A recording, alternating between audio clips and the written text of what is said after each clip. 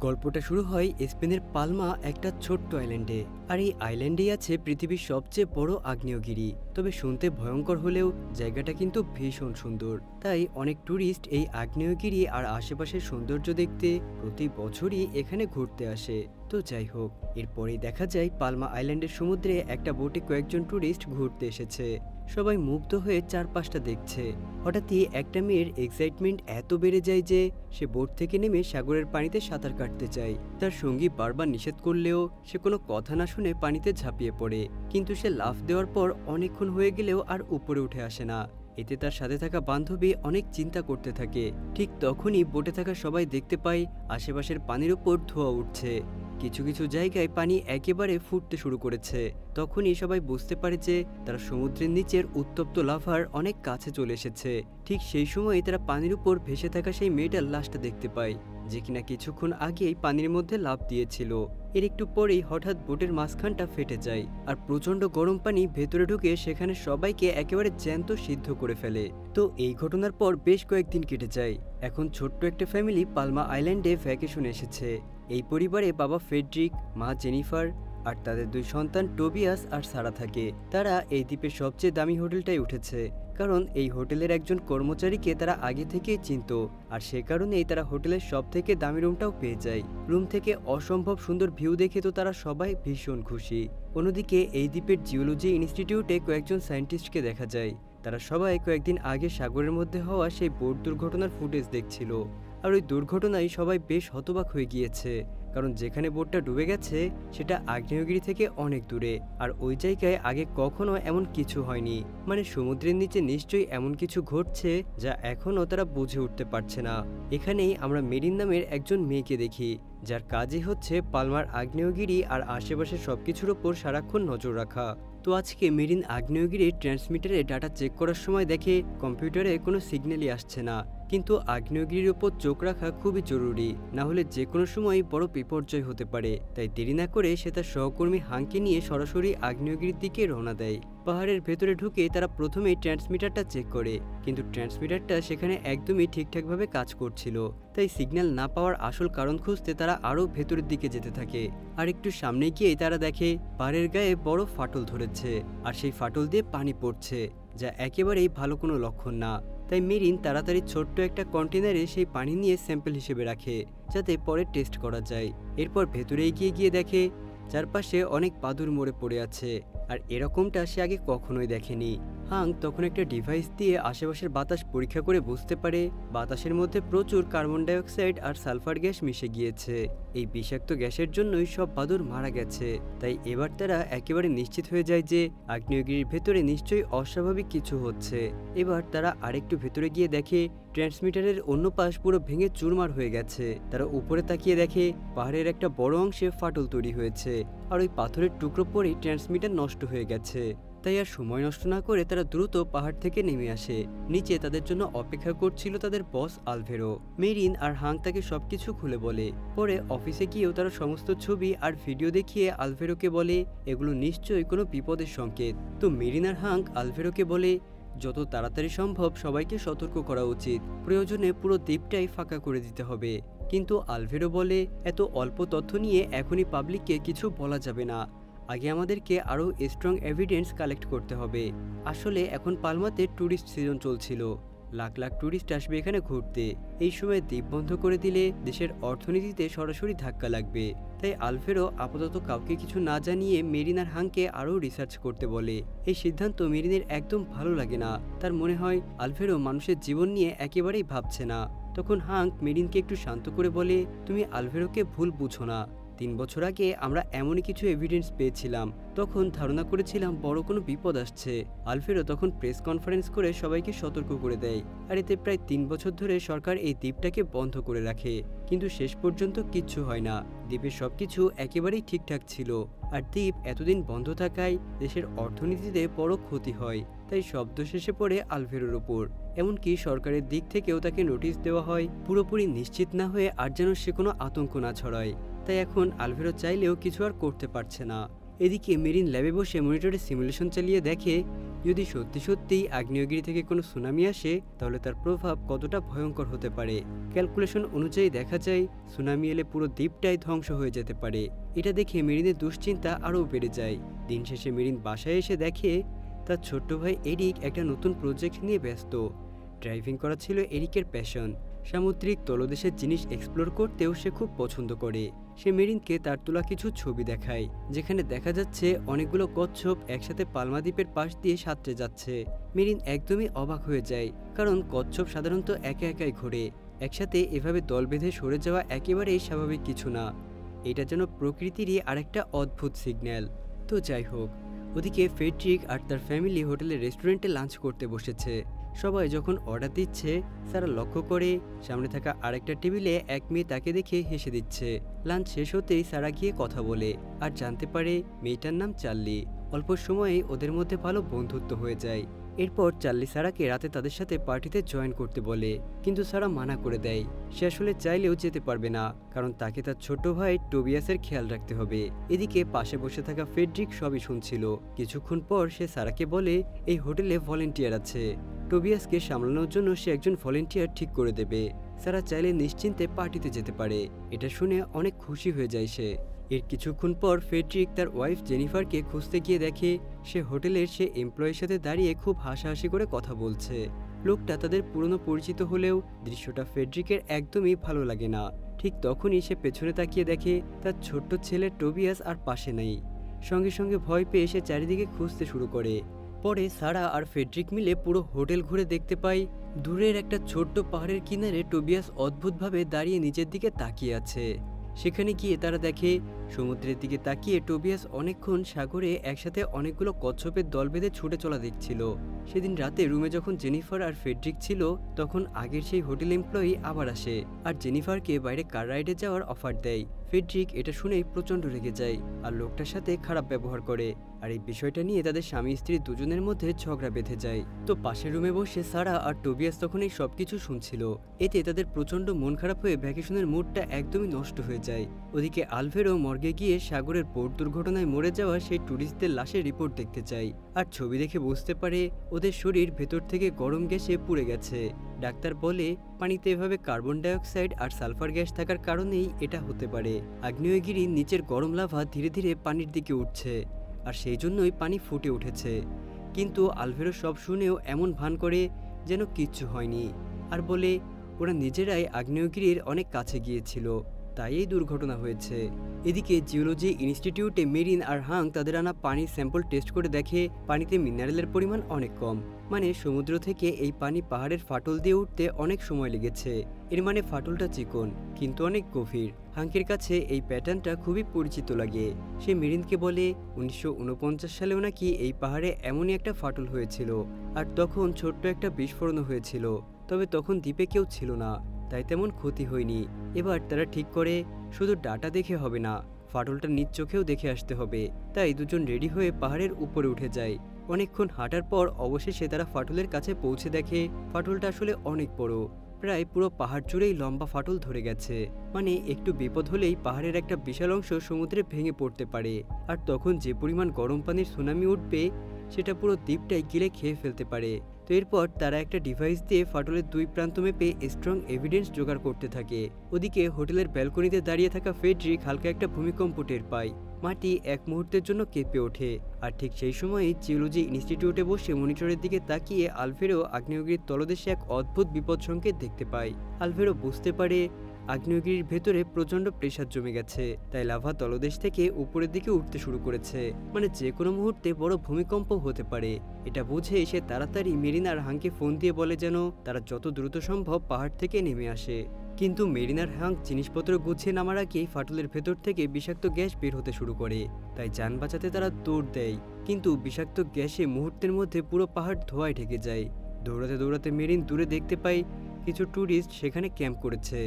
সে চিৎকার করে সবাইকে পালাতে বলে আর দৌড়ে গিয়ে শেখায় কিভাবে ভেজা কাপড় দিয়ে নাক মুখ চেপে ধরতে হবে। সবাই তার কথা মতো চেষ্টা করে, কিন্তু কয়েক সেকেন্ডের মধ্যেই চারপাশ এমনভাবে অন্ধকার ধোঁয়ায় ভরে যায় যে কেউ কাউকে চিনতেই পারছিল না। মেরিনও দৌড়াতে দৌড়াতে হঠাৎ সবার থেকে আলাদা হয়ে যায়, আর কিছু দূর গিয়েই হঠাৎ পিছলে পাহাড় পেয়ে গড়িয়ে নিচে পড়ে অজ্ঞান হয়ে যায়। অনেকক্ষণ পর যখন তার জ্ঞান ফেরে, তখন দেখে সে একটা হাসপাতালে শুয়ে আছে। ঠিক তখনই আলভেরো সেখানে আসে। মেরিন প্রথমেই হাঙ্কের কথা জিজ্ঞাসা করে। আলভেরো জানায় হাঙ্ক ওই বিষাক্ত গ্যাসে আক্রান্ত হয়ে অজ্ঞান হয়ে গিয়েছিল, আর হাসপাতালে আনার পর এখন পুরোপুরি কোমায় চলে গেছে। আর পাহাড়ে যেসব ট্যুরিস্ট ক্যাম্প করেছিল তারা কেউই বাঁচতে পারেনি, সবাই গ্যাসের কারণে মারা গেছে। এটা শুনে মেরিন অনেক ভেঙে পড়ে, আর আলভেরোকে বলে এবার অন্তত অফিসিয়ালি পালমা আইল্যান্ডে ওয়ার্নিং দেওয়া দরকার, না হলে আগ্নেয়গিরি বিস্ফোরিত হলে কেউই আর বাঁচবে না। কিন্তু আলভেরো আবার পুরনো কথাই তোলে, বলে গতবার যখন ওয়ার্নিং দিলাম তখন ট্যুরিস্টরা আসা বন্ধ করে দিয়েছিল, কিন্তু আইল্যান্ডে কোনো বিপদ আসেনি, সবাই আমাদের ফেক বলে হাসাহাসি করেছিল।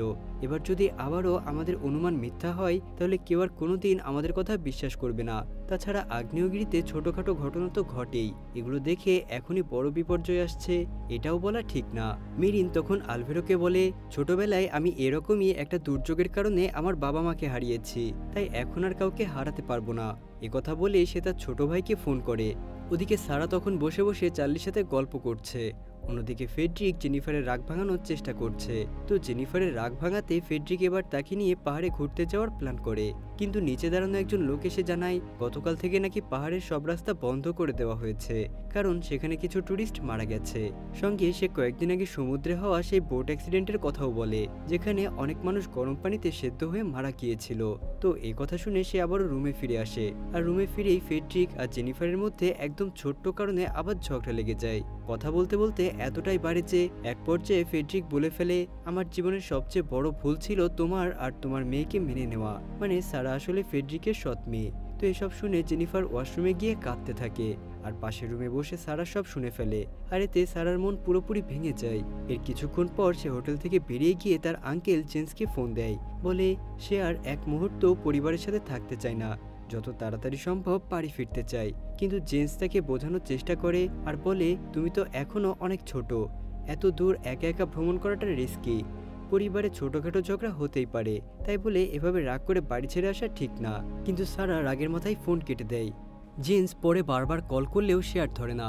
তখন জেমস চিন্তায় পড়ে জেনিফারকে ফোন দেয়, কিন্তু জেনিফার তখন নিজেকে শান্ত করতে ইয়োগা করছিল, তাই সেও ফোন রিসিভ করে না।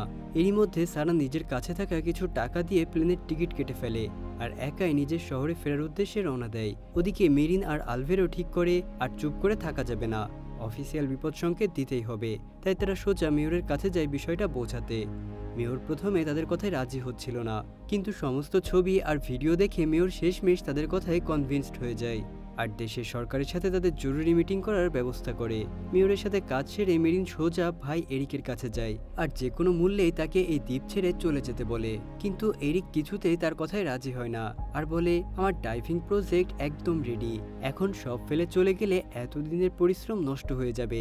এই কথা বলে রাগ করে সে সেখান থেকে বেরিয়ে যায়। তো যাই হোক, এদিকে জিওলজি ইনস্টিটিউটে আলভেরো আর তার টিম দেখতে পায় এখন পাহাড় আর সমুদ্রের আশেপাশেই ছাই ভেসে বেড়াচ্ছে। আসলে আগ্নেয়গিরি ফাটার আগে তিনটা লক্ষণ দেখা যায়, বিষাক্ত গ্যাস, ছাই আর একেবারে শেষে লাভা। এর মধ্যে গ্যাস আর ছাই এই দুটো লক্ষণই পরিষ্কারভাবে দেখা গেছে। এদিকে মেরিন সেই পাহাড়ের ফাটল নিয়ে আবার ডেটা চেক করতে গিয়ে দেখে ফাটলটা আরো লম্বা হয়ে গেছে। মনিটরে একের পর এক রেড অ্যালার্ট ওয়ার্নিং সাইন চলতে থাকে। এটা দেখে অবশেষে আলভেরো বুঝে যায় তাদের হাতে আর বেশি সময় নেই, যে কোনো সময় খুব বড় ধরনের বিপদ ঘটে যেতে পারে। তাই সে সাথে সাথেই টিমকে অর্ডার দেয় যত দ্রুত সম্ভব পুরো পালমা আইল্যান্ডে ওয়ার্নিং পৌঁছে দিতে হবে, বিশেষ করে এয়ারপোর্টে, যাতে নতুন করে যেন কেউ আইল্যান্ডে ঢুকতে না পারে, আর যারা আছে তাদেরও ধীরে ধীরে সরিয়ে নেওয়ার প্ল্যান করতে হবে। ঠিক তখনই বাইরে প্রচণ্ড একটা শব্দ হয়। সবাই দৌড়ে জানালার দিকে গিয়ে দেখে আগ্নেয়গিরি থেকে ছাই আর ধোঁয়ার ছোট্ট একটা বিস্ফোরণ হয়েছে। এদিকে সারা যে প্লেনে উঠছিল সেটা অলরেডি আকাশে উঠে গেছে, তাই ওয়ার্নিং পাওয়ার পরেও তারা আর কিছুই করতে পারে না। তো প্লেনটা যখন আগ্নেয়গিরির একদম পাশ দিয়ে যাচ্ছিল তখন তাপ আর গরম গ্যাসে প্লেনের ইঞ্জিনে আগুন ধরে যায়, আর কিছুক্ষণের মধ্যেই প্লেনটা ক্র্যাশ ল্যান্ডিং করে। ঠিক তখনই জেনিফারকে জেমস তাকে জানায় সারা নাকি রাগ করে হোটেল থেকে বেরিয়ে গেছে আর এয়ারপোর্টের পরের ফ্লাইটে ওঠার কথা বলেছিল। এটা শোনা মাত্রই ফেডরিক ভাবে ফ্লাইটটা হয়তো ক্যান্সেল হয়েছে, কিন্তু কিছুক্ষণ পরেই বুঝতে পারে কিছুক্ষণ আগেই আসলে ওই প্লেনটা ক্র্যাশ ল্যান্ড করেছে, যেটাতে তাদের মেয়ে যাচ্ছিল। ফেডরিক আর জেনিফার দৌড়ে সেই হসপিটালে যায় যেখানে প্লেন ক্র্যাশে বেঁচে যাওয়া যাত্রীদের আনা হয়েছে। তারা পুরো হসপিটাল ঘুরে সারাকে খুঁজে, কিন্তু কোথাও তারা তাকে খুঁজে পায় না। কিছুক্ষণ পর এক অফিসার এসে তাদের সামনে ফ্লাইটের প্যাসেঞ্জার লিস্ট বের করে ধরে। সেখানে সারা নামের পাশে লেখা মিসিং। অফিসার তাদের জানায় সারা সামনের দিকে ছিটে বসেছিল, আর প্লেনের পুরো সামনের অংশই বিস্ফোরণে উড়ে গিয়ে ধুলায় মিশে গেছে। এতে তারা বুঝে যায় সারা আর বেঁচে নেই। তো মেয়েকে হারিয়ে পাগল প্রায় ফেডরিক আর জেনিফার কোনো মতে হোটেলে ফিরে আসে। ওদিকে আলভেরো এই সময় গভর্নমেন্টের ইমার্জেন্সি মিটিংয়ে বসে। কিভাবে এত মানুষকে কম সময়ে সেফ জোনে নেওয়া যায় সেই প্ল্যান করা হয়। মিটিং শেষে সে টিমকে বলে সবাই যেন জিনিসপত্র গুছিয়ে যত তাড়াতাড়ি সম্ভব দ্বীপ ছেড়ে বেরিয়ে যায়। সে নিজে দ্বীপ থেকে পুরো পরিস্থিতি মনিটর করবে। মেরিন বারবার অনুরোধ করলেও আলভেরা বলে বিপদ সংকেত দিতে আমারই দেরি হয়েছে, তাই এখন সবাইকে ফেলে পালিয়ে যেতে পারবো না। যতক্ষণ পারি এখানে থেকেই এই দ্বীপের মানুষদের বাঁচানোর চেষ্টা করব। শেষবারের মতো মেরিন তাকে জড়িয়ে ধরে, আর এরপরেই দৌড়ে বাড়িতে গিয়ে এরিককে খুঁজতে থাকে, কিন্তু এরিককে সে কোথাও খুঁজে পায় না। এদিকে এরিক ফোনও ধরছে না। এদিকে হোটেল রুমে ঢুকেই ফেডরিক আর জেনিফার দেখে টোবিয়াসের পাশে বসে আছে সারা। মুহূর্তের মধ্যে যেন তাদের বুকের ভেতর আবার প্রাণ ফিরে আসে। আসলে প্লেন টেক অফ করার শেষ মুহূর্তে সারা ওই প্লেন থেকে নেমে গিয়েছিল। তো বাবা মেয়ে দুজনেই দৌড়ে গিয়ে সারাকে জড়িয়ে ধরে কাঁদতে থাকে। ফেডরিককে এভাবে ভেঙে পড়তে দেখে সারা বুঝে যায় রাগের মাথায় সে যাই বলুক, আসলে বাবা হিসেবে সে তাকে সত্যি অনেক ভালোবাসে। ওদিকে মেরিনের কাছে হঠাৎ তার ভাই এরিকের নাম্বার থেকে একটা কল আসে, কিন্তু সিগন্যাল এত খারাপ যে ঠিকমতো কিছুই বোঝা যায় না। তাই সে দৌড়ে চলে যায় এরিককে খুঁজতে। গিয়ে দেখে কয়েকজন পুলিশ এরিককে ধরে টেনে নিয়ে যাচ্ছে। মেরিন ছুটে গিয়ে পুলিশদের থামানোর চেষ্টা করে, তাদের সাথে ধস্তাধস্তি শুরু করে, কিন্তু একটু পরেই বুঝতে পারে ছেলেটা আসলে তার ভাই না। কিন্তু ততক্ষণে সে এক পুলিশের গায়ে হাত তুলে ফেলেছে, তাই পুলিশরা উল্টো তাকে ভ্যানে তুলে নিয়ে যায়। আর দূরে দাঁড়িয়ে এগুলো সব দেখছিল এরিক, কিন্তু চাইলেও সে তার বোনকে পুলিশের হাত থেকে ছাড়াতে পারে না। এরপরেই সে সোজা থানায় চলে যায়, আর মেরিনকে কথা দেয় তাকে এখান থেকে ছাড়িয়ে নিয়ে যাবে। তাছাড়া সে তার ব্যবহারের জন্য মেরিনের কাছে ক্ষমা চায়, কারণ এখন সে বুঝেছে মেরিন যা বলেছিল সবই সত্যি ছিল। এদিকে আগ্নেয়গিরির ছোট ছোট বিস্ফোরণ পুরোপুরি থেমে আকাশ একেবারেই পরিষ্কার হয়ে যায়। দেখে মনে হচ্ছিল যেন এখানে কিছুই হয়নি, সবকিছু একেবারেই নর্মাল। তাই দ্বীপের মানুষেরাও ধীরে ধীরে আগের মতোই চলাফেরা শুরু করে। কিন্তু পরের দিন সকালে জেমস ফোন করে জেনিফারকে বলে যত দ্রুত পারো ফ্যামিলি নিয়ে দ্বীপটা ছেড়ে বেরিয়ে যাও। পাহাড়ের ফাটল অনেক বেড়ে গেছে, যে কোনো সময় ওটা সমুদ্রে ধসে পড়লে বিশাল সুনামি হবে। সে এটাও জানায় সরকার এখন ইচ্ছে করেই এই খবর চেপে রাখছে, কারণ যদি ব্যাপারটা বাইরে ফাঁস হয়ে যায় তাহলে পুরো পৃথিবী থেকেই পালমা আইল্যান্ডকে নিষিদ্ধ করে দেওয়া হতে পারে। এতে আমাদের দেশের অর্থনীতি একেবারে ডুববে। জেমস আরও বলে আইল্যান্ডে থাকা বড় বড় কার্গো শিপ, দামি বোট সব গোপনে সরিয়ে নেওয়া হচ্ছে।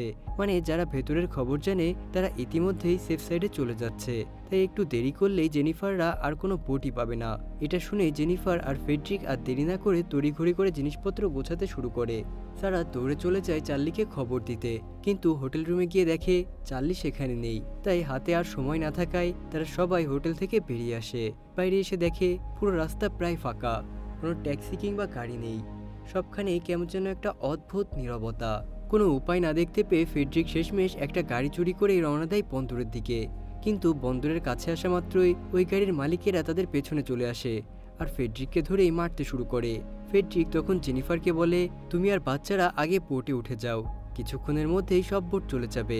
বাধ্য হয়ে জেনিফার টোবিয়াস আর সারাকে নিয়ে দৌড়ে বোটে উঠে যায়। ফেডরিক এদিকে মালিকদের কাছে বারবার ক্ষমা চায়, হাতে থাকা সব টাকাও তাদের দিয়ে দেয়, আর অনেক অনুরোধের পর তারা ফেডরিককে ছেড়ে দেয়।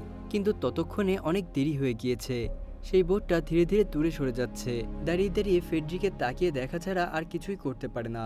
এরপর সারা ফোন নিয়ে বান্ধবী চার্লিকে কল দেয় আর বলে যত তাড়াতাড়ি পারো দ্বীপটা ছেড়ে চলে যাও। কিন্তু কথা বলতে বলতে নেটওয়ার্ক সিগন্যাল পুরোপুরি চলে যায়। এদিকে আলফেরো একা বসে মনিটরে আগ্নেয়গিরির সব ডেটা দেখছিল। হঠাৎ এক এক করে সব স্ক্রিন ব্ল্যাক হয়ে যায়। সাথে সাথে সে বুঝে যায় এবার অবস্থা একদম কন্ট্রোলের বাইরে চলে যাচ্ছে। সে দ্রুত গভর্নমেন্ট অফিসে ফোন দিয়ে বলে আপনারা আর কতক্ষণ মিটিং করবেন? কিছুক্ষণ পর হাতে আর 1 সেকেন্ডও সময় থাকবে না। এখনই নিউজে বলে দিন বিশাল সুনামি আসতে চলেছে। এর কিছুক্ষণ পরেই ওই দ্বীপের সাইরেন বাজতে শুরু করে। সাইরেনের আওয়াজ শুনেই মানুষ একদম পাগলের মতো দ্বীপ ছেড়ে পালানোর চেষ্টা শুরু করে। ওদিকে এতদিন কোমায় থাকা হাঙ্কো সাইরেনের শব্দে জেগে ওঠে আর কোনো রকমে বাইরে এসে দেখে রাস্তায় মানুষ শুধু পাগলের মতো ছোটাছুটি করছে। ফেডরিকো বন্দরের এক জায়গা থেকে আরেক জায়গায় ছুটে বেড়াচ্ছিল কোনোভাবে একটা জাহাজ বা বোটে উঠবে বলে, কিন্তু শুনতে পাই সব বোটই নাকি আগেই পেরিয়ে গেছে। ঠিক তখনই তার আগতি মিনতি দেখে এক লোকাল বোটওয়ালা তার নৌকায় তাকে একটা সিট অফার করে। খুশি হয়ে ফেডরিক ওই নৌকায় ওঠে, কিন্তু তখনই দেখে সেখানে এক মা তার ছোট বাচ্চা নিয়ে দাঁড়িয়ে আছে। তাই সে নিচে নৌকা থেকে নেমে ওই বাচ্চা আর তার মাকে নৌকায় উঠিয়ে দেয়। এদিকে আগ্নেয়গিরির অবস্থা তখন আরও খারাপ হয়ে যায়। এবার ভেতর থেকে লাভা সরাসরি ফেটে বেরোতে থাকে, আকাশ একেবারে লালচে হয়ে যায় আর আইল্যান্ডের সবাই এই দৃশ্য দেখে একদম হতবাক হয়ে যায়। এদিকে সুস্থ হয়ে হাং সরাসরি আলভেরোর কাছে চলে আসে। আলভেরো অবাক হয়ে জিজ্ঞাসা করে, এমন সময় তুমি পালাওনি কেন? হাং হেসে বলে, এত বছর একসাথে কাজ করলাম, বন্ধু হয়ে তোমাকে ফেলে একা কিভাবে যাই? এমনিতেও আর বেশি দিন বাঁচার আশা নেই, অন্তত লাস্ট কিছুটা সময় আনন্দ করেই কাটাই। একথা বলতে বলতে দুজনেই হালকা হাসে আর নিজেরাই নিজের মৃত্যুকে মেনে নেয়। তো মরার আগে তারা শেষবারের মতো দুজনে একটা ছোট্ট ট্রিপে বেরিয়ে যায়। ওদিকে নিউজ চ্যানেলগুলো পুরো ব্যাপারটা প্রায় চাপা দিয়ে রাখে। তারা চায় না বাইরে থাকা দুনিয়া জানুক যে পালমায় আসলে কি হচ্ছে। কিন্তু জেন্সের এসব একদমই ভালো লাগছিল না। সে চাচ্ছিল খোলাখুলি সবাইকে নিয়ে এই পরিস্থিতির মোকাবেলা করতে। তাই সে নিজ অফিসের বসকে সব বলে, কিন্তু বস উল্টো তার উপরই চিৎকার করে, বলে আগে দেশের অর্থনীতি নিয়ে ভাবো। ওই দ্বীপ নিষিদ্ধ হয়ে গেলে আমাদের দেশের অর্থনীতি অনেক ভেঙে পড়বে। এদিকে পালমা আইল্যান্ডে মানুষ এখন একটা ছোট্ট নৌকার জন্য অনেক ছোটাছুটি করছে, কারণ সবাই এখন এখান থেকে নিজেদের যান বাঁচিয়ে অন্য কোথাও যেতে চায়। কিন্তু ফেডরিক শেষমেশ সব চেষ্টা বাদ দিয়ে একদম ভেঙে পড়ে। তবুও সে শেষবারের মতো জেনিফারের কাছে ক্ষমা চাইতে বারবার তাকে কল করার চেষ্টা করে, কিন্তু কোনো নেটওয়ার্ক সিগন্যাল না থাকায় সে আর কথা বলতে পারে না। এদিকে পুলিশ স্টেশনে এরিক পুলিশদের কাছে আকুতি মিনতি করছিল যেন মেরিনকে ছেড়ে দেয়, কিন্তু পুলিশরা নিজেরাই বাঁচার জন্য দৌড়ে পালিয়ে যায়। সৌভাগ্যবশত লকারের চাবিটা টেবিলেই পড়েছিল, তাই এরিক তাড়াতাড়ি গিয়ে মেরিনকে বের করে আনে। আর যেহেতু দরজার সব চাবি পেয়ে গেছে, তাই ভেতরে থাকা সব কয়েদিকেও ছেড়ে দেয় আর সবাই মিলে বোট খুঁজতে রওনা হয়। রাস্তা দিয়ে দৌড়াতে দৌড়াতে তারা আগ্নেয়গিরির আরও একটা জোরালো বিস্ফোরণ দেখে আর বোঝা যায় পাহাড়টা যে কোনো সময় দুভাগ হয়ে সমুদ্রে পড়ে যাবে। একটু সামনে যেতেই তাদের ফেডরিকের সাথে দেখা হয়। তখন ফেডরিক বলে, যেদিকে তারা দৌড়াচ্ছে সেখানে গিয়ে কোনো লাভ নেই, কেননা ঘাটের সব নৌকা আগে থেকেই চলে গেছে। তখন এরিক বলে তার ডাইভিং করার জন্য একটা পার্সোনাল বোট আছে, ওটাই এখন শেষ আশা। ফেডরিক খবরটা শুনে অনেক খুশি হয় আর তাদের সাথে যেতে চায়। এরপরে তিনজন দ্রুত বোটের কাছে যায়, তবে বোটে ওঠার আগে সেখানে হাজির হয় সেই জেলের ভেতরে থাকা গ্যাংস্টার, যাকে একটু আগে এরিক জেল থেকে ছেড়ে দিয়েছিল। সে বন্দুক তাক করে সবাইকে নেমে যেতে বলে।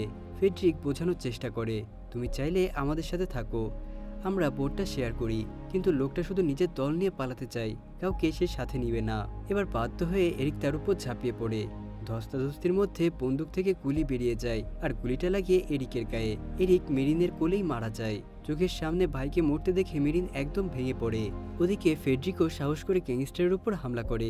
গ্যাংস্টার যখন বন্দুক তুলে তাকে মারতে যাবে, ঠিক তখনই ফেডরিক রাস্তা থেকে একটা পাথর কুড়িয়ে তার মাথায় জোরে আঘাত করে আর তাকে সেখানেই মেরে ফেলে। মেরিন কিছুতেই মৃত ভাইকে ফেলে আসতে চাইছিল না, কিন্তু ফেডরিক কোনোভাবে তাকে বুঝিয়ে শুনিয়ে বোটে ওঠায়। ঠিক তখনই গ্যাংস্টারদের বাকি লোকজনও দৌড়ে চলে আসে, কিন্তু ফেডরিক এবার বন্দুক তুলে তাদেরকে ভয় দেখিয়ে দূরে সরিয়ে দেয়। তারপর দ্রুত ইঞ্জিন স্টার্ট করে বোট নিয়ে সেখান থেকে বেরিয়ে পড়ে। ওদিকে আলভেরো আর হাং দুজনেই স্পেশাল স্যুট পরে আগ্নেয়গিরির সামনে গিয়ে দাঁড়ায়। এটাই তাদের জীবনের শেষ ট্রিপ আর এই জায়গা থেকে ফিরে যাওয়ার আর কোনো সুযোগ নেই। তবুও শেষবারের মতো দুজনে দাঁড়িয়ে আগ্নেয়গিরির ফাটার দৃশ্যটা নিজের চোখে দেখতে চায়। সাথে করে তারা একটা মদের বোতল এনেছে। তো দুজনে বসে বসে গল্প করতে করতে ওয়াইন খায় আর মৃত্যুর অপেক্ষা করতে থাকে। অন্যদিকে জেনিফার আর তার বাচ্চারা এয়ারপোর্টে প্লেনে ওঠার আগে পাসপোর্ট দেখিয়ে ব্যাজ নিচ্ছিল। সেখান থেকে ফেডরিকের পাসপোর্ট সহ মোট 4টা ব্যাজ দেয় ওদের হাতে। ঠিক ওই সময়ই সারা দূরে চার্লিকে দেখতে পায় আর দৌড়ে গিয়ে ওর সাথে দেখা করে। চার্লির কাছে কোনো ব্যাজ ছিল না, তাই সারা নিজের বাবার ব্যাজটা খুলে তার হাতে ধরিয়ে দেয় যেন সেও প্লেনে উঠতে পারে। এদিকে মেরিন আর ফেডরিকের বোট একটা ছোট দ্বীপের কাছে এসে থামে। তারা বুঝতে পারছিল না এরপর কোন দিকে গেলে নিরাপদ হবে। ঠিক তখনই আগ্নেয়গিরি হঠাৎ প্রচন্ড শব্দে ফেটে যায়। ভেতরে জমে থাকা সব লাভা গলগল করে বেরিয়ে আসে আর পাহাড়ের একটা বিশাল অংশ ভেঙে সমুদ্রের মধ্যে তলিয়ে যায়। সাথে সাথেই বিশাল উচ্চতার সুনামি ধেয়ে আসতে থাকে। এই বিস্ফোরণে আলভেরো আর হাং দুজনেই সেখানেই মারা যায়। বিস্ফোরণের শক এতটাই ভয়ানক ছিল যে পুরো পালমা দ্বীপ কেঁপে ওঠে, এমনকি আকাশের উপর দিয়ে উঠতে থাকা জেনিফারদের প্লেনটাও কাঁপতে থাকে। এদিকে নিজের মেয়েকে কাছে না পেয়ে জেনিফার আতঙ্কিত হয়ে যায়, কারণ সারা চার্লিকে আনতে গিয়ে আর ফিরে আসেনি। তাই প্লেন উড়ার ঠিক আগ মুহূর্তে সে ছেলেকে নিয়ে প্লেন থেকে নেমে যায় আর সারাকে খুঁজতে থাকে, কিন্তু ওদিকে সারা আগে চার্লিকে নিয়ে সেই প্লেনে উঠে গেছে। এদিকে জেন্সের অফিসে প্রেস কনফারেন্স ডাকা হয়, তখন জেন্স আর চুপ থাকতে পারে না। সে মিডিয়ার সামনে চিৎকার করেই বলে ফেলে পালমা আইল্যান্ডে আসলে কি হচ্ছে আর কত মানুষ এখনো সেখানে আটকা পড়ে আছে। সে সবার সামনে দাবি করে যত দ্রুত সম্ভব রেস্কিউ টিম পাঠাতে হবে, না হলে অনেক মানুষ মারা যাবে। তো এই অবস্থার মধ্যে হঠাৎই ফেডরিকের ফোনে একটা টেক্সট আসে। জেন্স আগেই ওকে একটা লোকেশন পাঠিয়েছিল যেখানে সুনামির পানি পৌঁছাবে না। ফেডরিকা দেরি না করে মেরিনকে নিয়ে বোট ঘুরিয়ে সেই সেফ জোনের দিকে রওনা দেয়, কিন্তু ওদিকে আগ্নেয়গিরির দিক থেকে সুনামি তখন বিশাল একটা দেওয়ালের মতো এগিয়ে আসছে। সারারা যেই প্লেনে ছিল সেখান থেকেও সবাই নিচে তাকিয়ে সেই দানবীয় ঢেউ স্পষ্ট দেখতে পায়। সারা তাড়াতাড়ি মাকে ফোন দিয়ে জানায় সে চার্লিকে নিয়ে প্লেনেই আছে আর সমুদ্রের পানি ভয়ানকভাবে শহরের দিকে ধেয়ে আসছে। সাথে সাথে সে জেন্সকে যেই সেফ লোকেশনটি পাঠিয়েছিল সেটা ফরওয়ার্ড করে দেয় মায়ের ফোনে। টোবিয়াস তখন ছোট্ট ম্যাপটা দেখে জায়গাটা চিহ্নিত করে ফেলে। এয়ারপোর্টে তখন শেষ যে কর্মীটা ডিউটিতে ছিল সে জেনিফার আর টোবিয়াসকে গাড়িতে তুলে নিয়ে সেই সেফ জোনের দিকে রওনা দেয়। রাস্তা দিয়ে যেতে যেতে তারা পাশের সমুদ্রে দেখতে পায় বিশাল সুনামি শহরের দিকে এগিয়ে আসছে। ওদিকে ফেডরিক আর মেরিন বোট কন্ট্রোলই করতে পারছিল না। ঢেউ এত কাছে এসে গেছে যে কোনো সময় বোটটাকে গিলে ফেলবে। আর একটা সময় দুই দিক থেকে আসা দুই বিশাল ঢেউ একসাথে ধাক্কা খেয়ে সামনে একটা ভয়ঙ্কর স্রোত তৈরি করে। এদিকে সাগরের পানি দ্বীপের ভেতর ঢুকে পুরো শহর, রাস্তা, এয়ারপোর্ট সবকিছুই তছনছ করে দেয়।